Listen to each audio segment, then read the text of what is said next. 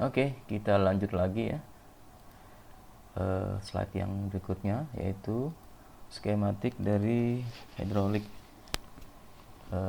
Bukan hidrolik, apa namanya? Oil system di suatu tipe. Kalau ini tipenya adalah 4 cylinder opposed engine, ya, internal lubrication system yang tipe wet sump. Ya, ini sebenarnya tipe-tipe yang ada umum dipakai di kita ya. Kalau kita lihat pesawat kita yang di bawah itu ya umumnya pakai ini ya. Ini diagramnya, diagram pelumasannya. Oke, kita mulai. Tentu saja kita mulai dari oil sump. Nah, lihat nih tanda panahnya ya. Nah, kita lihat ini adalah oil sump. Di sini adalah suction screen. Jadi sebelum oil tadi ditarik oleh oil pump, ya, itu melewati suction screen, semacam filter di dalam oil sump. Posisinya di dalam ya.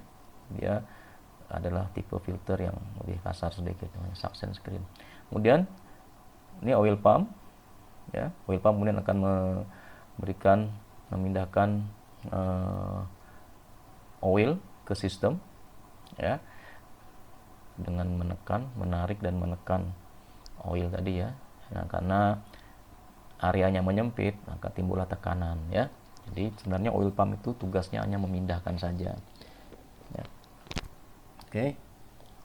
Kemudian dia masuk ke jalur sini ya.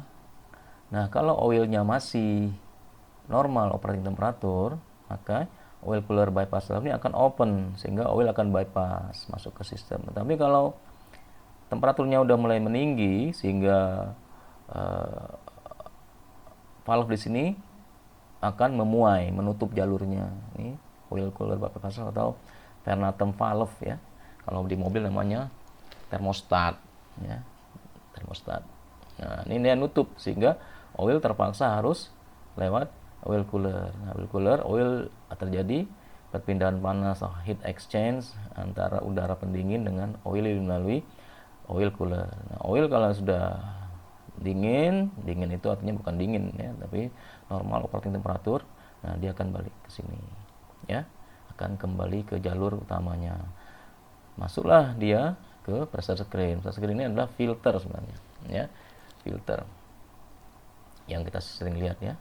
Oil filter itu di sini harus kita ganti setiap periode waktu tertentu. Kenapa diganti? Karena dia akan mengalami menyaring kotoran itu ya. Oke. Kemudian setelah dari pressure screen dan oilnya sudah dibersihkan dari kontaminan, maka oil akan menuju ke oil relief valve ya. Oil relief valve ini tugasnya mengatur tekanan dalam sistem, lebih berfungsi sebagai safety. Ini dapat di-adjust, tapi adjust pertama adalah adjusting dari pabrik. Kalau tekanannya berlebih, maka kelebihan tekanan tadi akan dikembalikan ke oil sump. Jadi muter aja di situ dia, sini ya. Nah, begini. Kemudian setelah dari oil valve, dia masuk ke oil gallery ini. Kita lihat kan, kita masih ingat crankcase itu kan terbagi dua ya.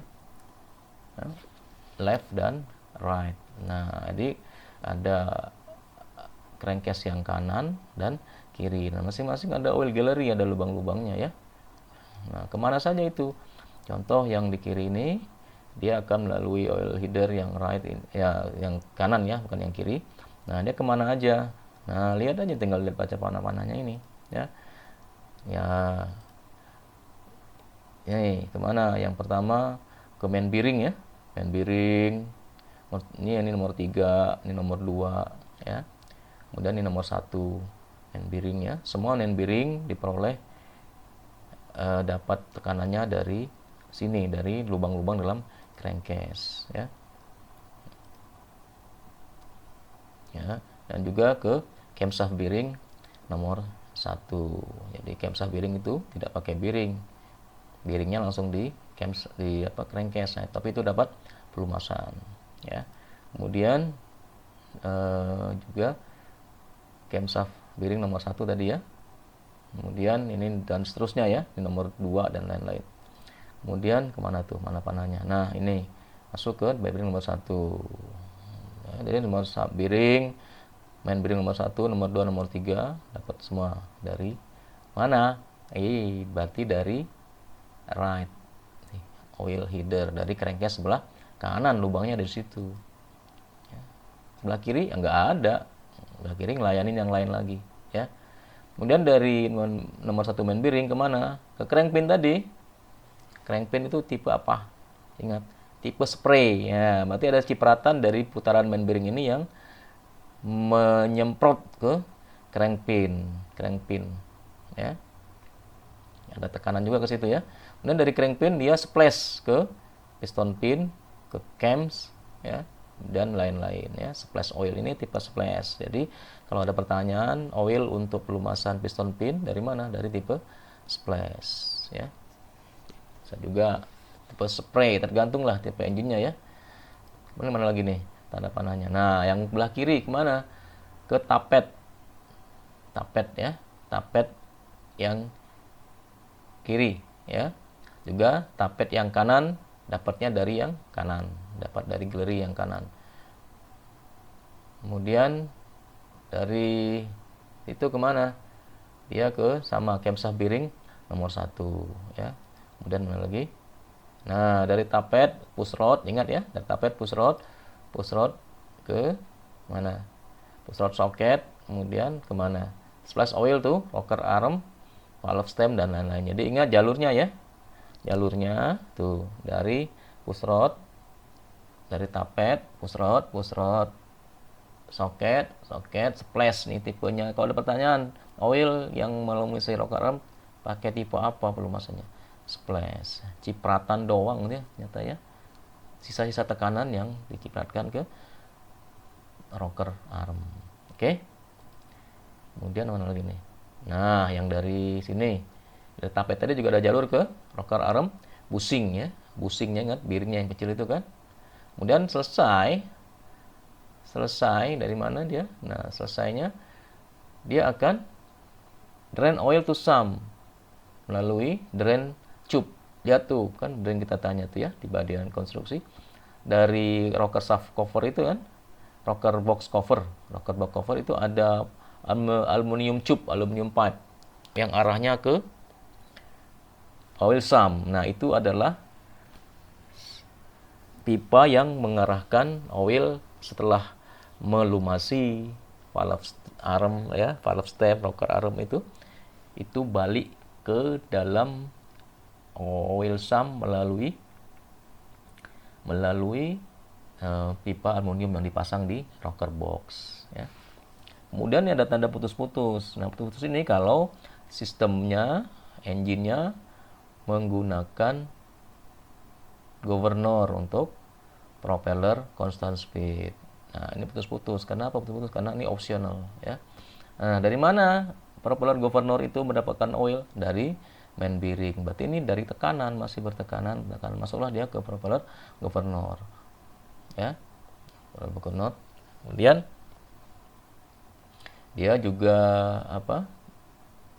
bolak-balik ya. Bolak-balik sini. Karena situ di propeller governor itu ada namanya propeller dome, itu oilnya menekan dan juga return sama ya, menekan dan return ya. Situ nanti itu khusus bahasnya ada di pelajaran propeller.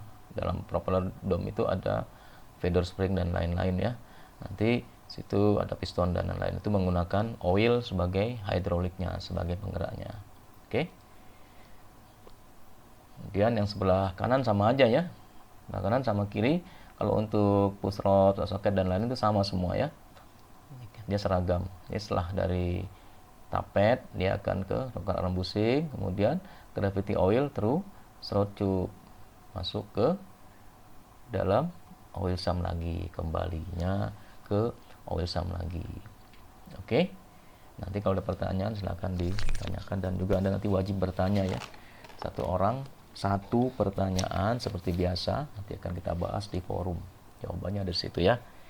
Jadi wajib satu orang satu pertanyaan. Oke, ini adalah contoh dari internal lubrication system. Kalau ada yang kurang jelas silakan nanti ditulis pertanyaannya. Ini mudah ya. Nanti kalau ada soal ujian